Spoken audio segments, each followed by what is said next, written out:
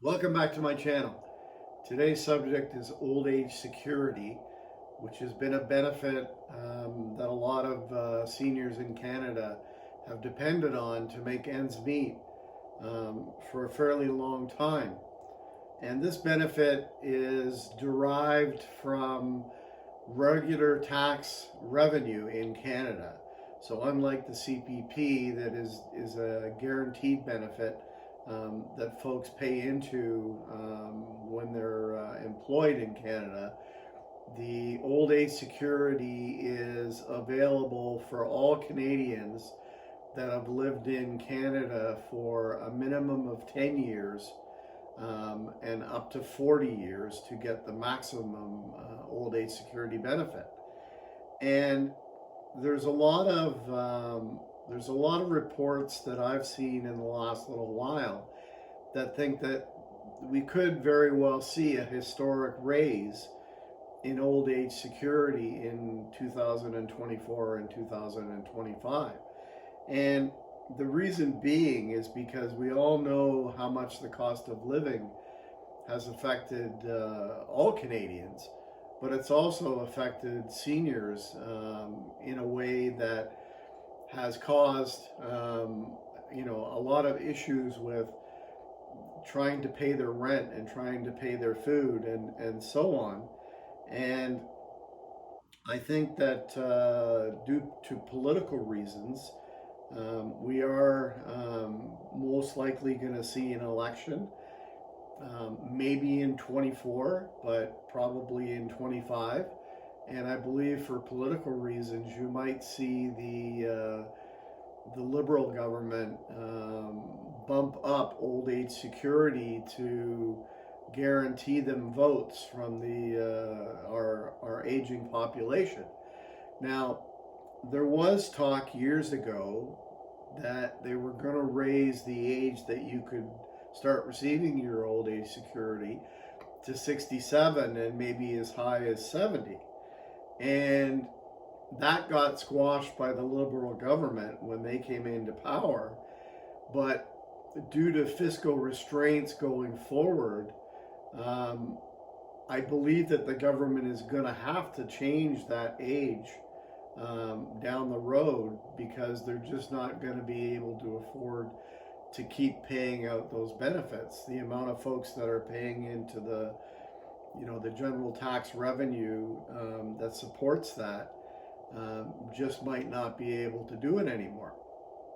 So the government is in a bit of a quandary when it comes to old age security, because on the one hand, we have all these older Canadians that don't have the money to fund their retirement, and they're relying on the old age security to do so. But on the other side of the coin, the amount of folks that are paying into the system to support it has decreased. Now, immigration has been very high in Canada in the last few years, and I believe that the government is counting on maybe immigration to boost the tax base to help fund future obligations such as the old age security. So, it's one of those things where, the government in power is kind of damned if they do and damned if they don't. But I believe that, considering most low-income Canadians or very low-income Canadians also receive the guaranteed income supplement, you might see the government turn around and take that GIS off the table and just increase the old age security to be a higher benefit for everyone. But when I see everyone, I don't necessarily think that it's going to be just guaranteed to get it in Canada, no matter what your income is. Currently, anybody over the age of 65 that makes below 100, it's about $120,000, can receive an old age security check. And I believe that in the future, you're going to see that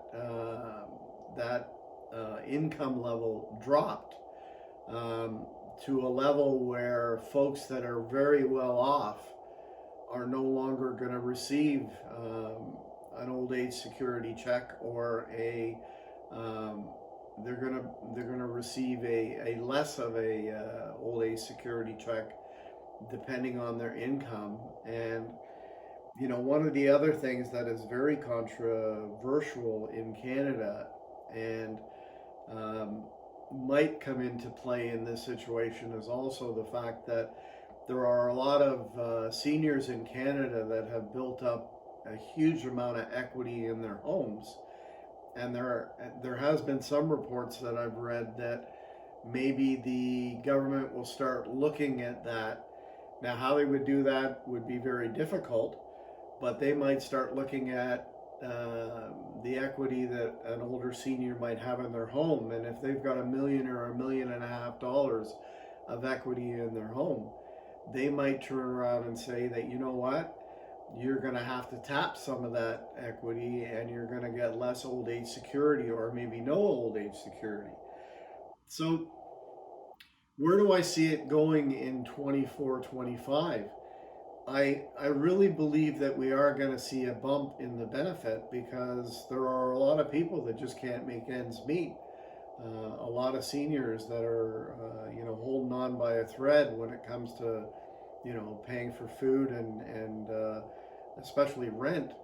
I mean, if rent is between $1,500 and $2,000 a month for a one-bedroom apartment, then how can our government expect seniors to be able to get by when their combined old age security, CPP, and maybe GIS is less than $2,000 a month? The math just doesn't add up. So I, I, I wanted to do this video just to give people an idea of what I've read and the research that I've done. So in closing, I just wanted to do this video to give people a bit of a heads up where I see it, the old age security payment going in the near future, and then maybe in the long term in Canada, and the different struggles that the government is facing is in regards to the age to be able to receive the benefit, and also the amount that the benefit will be. So thank you for watching. I hope you found this information valuable. Hit that like button. Like I've said in previous videos, it's free. It helps my channel. It's greatly appreciated. And if you find the information useful, hit that subscribe button. It's free, and that helps my channel as well, and I appreciate it very much. So thanks for watching, and have a wonderful day, and we'll see you next time.